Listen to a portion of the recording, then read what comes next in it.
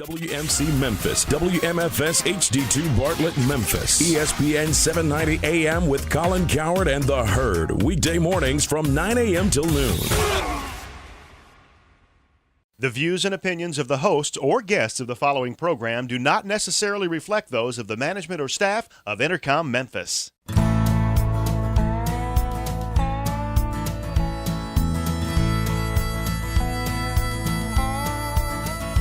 Watch the sunrise, new day's dawning, and it's calling you and me.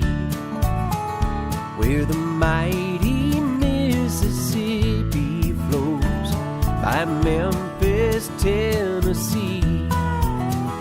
We've got woodlands, fields, and water. Hey, there is no better way. You can find out all about it on Outdoors with Larry Ray. Make some time, take the family, ask a friend, but don't delay. Listen up and learn about it on Outdoors with Larry Ray. Listen up and learn about it on Outdoors with Larry Ray. Good Saturday morning. Welcome to another edition of the award-winning Outdoors with Larry Ray on ESPN 790. Brought to you proudly by the Tennessee Wildlife Resource Agency, Gaston's White River Resort, and Barton Power Sports. Now, here's your host, Larry Ray.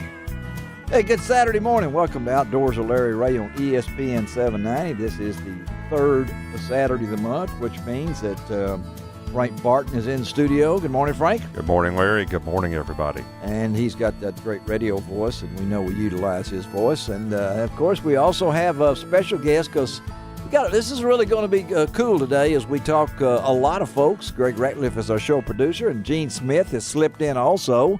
He's going to be a regular on this most of the month, it looks like. Yes, it looked like it, yeah. Yeah, well, we wanted Gene in here because some other guests are coming up. But right now, let's talk really as we kick off today's show, 90 minutes as we roll into our 14th year on the air. And, of course, Barton Power Sports is one of our sponsors, longtime supporters with Frank's business right over there, right across from the dog track. We'll go talk more with Frank about that. But this is the final weekend of the regular season for spring turkey hunting. So who better to talk about from West Tennessee standpoint is Daniel Stanfield. He is our, big game fur bearer. Yeah, that's it. Out of the Region 1 office out of Jackson. Good morning, Daniel. Morning. How y'all doing today? Hey, we're doing great, and I know it's been a kind of a goofy season, I think. I have not killed a bird. I shot and missed one in Mississippi, but yeah, but it was a little bit too far, and I'm still considering maybe today, but there's a lot of bugs and snakes out now. But there you go. Give us, from your perception, a little bit about how the season's gone. Well, it's went pretty good. It's I've been looking at some of the numbers. This is the last weekend coming up, so hopefully the hunters will get out there through this weather we're going to have and get their bird this last weekend. But the numbers are a little bit lower in some counties and a little bit higher in some counties. But that happens every year. You're going to have fluctuations from one year to the next, and a lot of that was dependent this year just on the weather and the rainfall, especially with these counties up and down the Mississippi River. A lot of guys were dealing with hunting and flooding areas this year. So it'll move the birds around, but for the most part, talk with the hunters this year. It was more spread out instead of just wham bam, thank you ma'am type of hunting. Yeah. So the most part, most hunters was able to harvest a bird or two, and some guys even have limited out early in the season. But the numbers, there's nothing to be worried about with the numbers by looking at it from the year, 3 to 5 year average. Everything's looking good. So one of the things with the turkeys, I think a lot of the breeding happened earlier this year. So, it was midway through the season here about 2 weeks ago, I was having reports of poults on the ground. Really? So, yeah. That's a good sign. That is a good sign, isn't it? It's a real good sign. So, Hopefully, the guys that's got big tracts of land and farming, if they can hold off on that bush hog in them fields for just a little bit and let them turkeys nest and hatch them poults out, we'll be in good shape for next year. What about number-wise through midweek, this being a Saturday morning here in Memphis on the final weekend of the regular season? What were some of the numbers that you could toss out? Let's see if I can look at my sheet here. Some of the numbers I was looking at just midweek here when I pulled it up and looked at it for Region 1, which you got 25 counties over here. We were looking at about 6,600 birds that had been killed total in 25 counties. That blows my mind. It does. That blows my mind, and that's a little down from last year. But it was. I think last year it was about 7,600, so you're down about 1,000 birds. But when you break it up between counties, it's not that bad.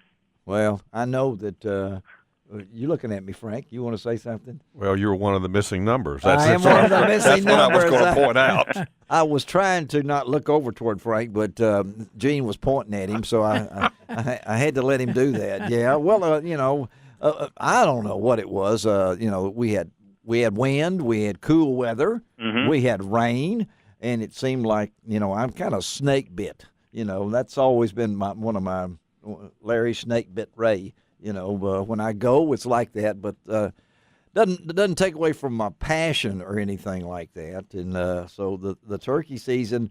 But I did want to ask you a little bit about some of the changes that you're thinking for the 14 WMAs from quota hunts to non-quota hunts on some of the West Tennessee management areas. Right, and for the hunters out there that hunted the WMAs, we caught some slack from it when we made the change, and then we had some hunters that were very happy about it. And what we were trying to do on some of these WMAs, especially in this river bottom, is this past season we had a quota hunt, and what we were trying to do by having the quota hunt later was allow the birds that were there to have opportunity to breed. And then alleviate some of that pressure off of the hunting population that's there, because, some of these WMAs, if it's a 500-acre tract or a 1,000-acre tract, if it's open same as statewide season, it's an influx of hunters there, and it disturbs the breeding process, and it's a lot of pressure on them birds. So we were hoping by still allowing some opportunity, we could let them birds kind of populate back up, get the numbers back up, but this next year, by looking at some of the numbers, hopefully. And if it all goes through for the 2015 season, it'll be on some of these same areas. It'll be a non-quota turkey hunt. But what we're going to do is still have some little bit of restriction on it as far as when you can hunt it. So we're going to take the statewide season and actually shorten it down on them WMAs. The statewide season still be the same as it was this year, but on the WMAs, we'll take a little bit of that pressure off. Well, that's good. We're talking to Daniel Stanfield. He is the Region one big game biologist, deer, turkey, whatever it might be. And and I know, Daniel, one other thing, I've heard a lot of things about the hogs in Shelby Forest. I can't tell you how many, but the hogs there are more hogs than there are mosquitoes, someone told me. So we're really that's really a bad thing, isn't it? It's a real bad thing, and I've been dealing with that all this past week, looking at some of our data and our numbers, and we've been down there in the Eagle Lake, Shelby Forest area, up and down the river. We've been down there intensively trapping hogs for the last couple of years, and we've made a really big dent in the numbers. We're running traps and we're running bait sites and we're doing as much work as we can do down there. And I feel like we're making a lot of headway, especially with talking to some of the farmers there. Yes. They're not seeing as much damage. They're not seeing as much sign as the hogs. But the thing with people have to realize with the hogs, there's not one golden egg that takes care of it. It's a combination of different methods and landowners as well as agency personnel working together to try to solve the problem. Well, I know that never in my wildest dreams, I've been around here a long time, but hogs have become a big subject, and I hate to admit, but I'm a Razorback, and I like hogs, but I don't like these hogs, when it comes down to it. And but they multiply so much, and they do so much damage. I don't know, you guys have done surveys on them, how much damage they can do to crops and everything like that, but you never think about how they can affect hunting. They can affect, they're competing with your native species, your deer and your turkeys and rat and anything. They're competing with the food source there, and then they're disturbing the ground and the water sources. But I feel like we've made some headway in some areas. But the thing about it is all the animals that I've dealt with and through the biology part of it, the wild hog is the most intelligent animal that's out there. Really? So any bit of pressure you put on them through trapping or shooting or whatnot, they will up and move. They'll move, a couple miles north or south or right or they're going to get away from that pressure. So you go in there and you have a big sounder group of 40 or 50 hogs, and you take out some of them while the other ones leave, and then you got to spend time trying to find them and working on them again. So they're pretty. Amazing critter, and again, we're talking to Daniel Stanfield, and I got to ask you, what's going on in the fur world? Anybody knows the furs is Daniel. So. Oh man, the fur world is the market's pretty much dropped out. Yeah. I've been going to the fur sales for several years now, and this was probably the least amount of fur and least amount of trappers that I've seen at the fur sales in several years. And that's a shame, because that's. We all were brought up, and I can still been out and done the deal and everything, and no one's passing that along. So the one thing nobody's passing along, but I feel like we're reaching to the younger generation. We've been doing the trapper education for several years, and I see a lot of the kids and teenagers getting out there and participating in trapping. But what drives the trapping? You can have a desire and love for it, but a lot of people will trap for the money part of it, and that the market for the fur, it fluctuates every year, and that's based on other countries, what they're going to buy, because all of our fur gets exported out. Yeah.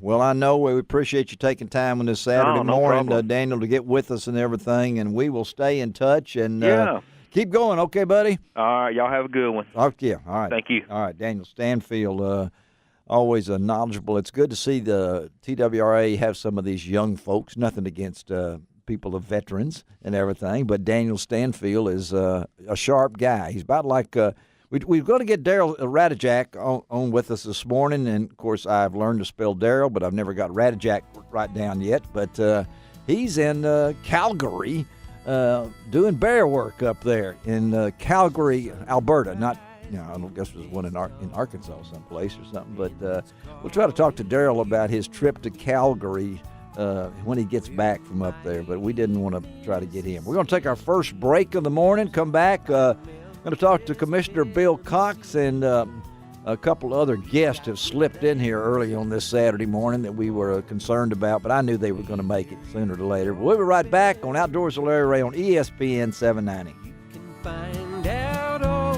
about it on Outdoors with Larry.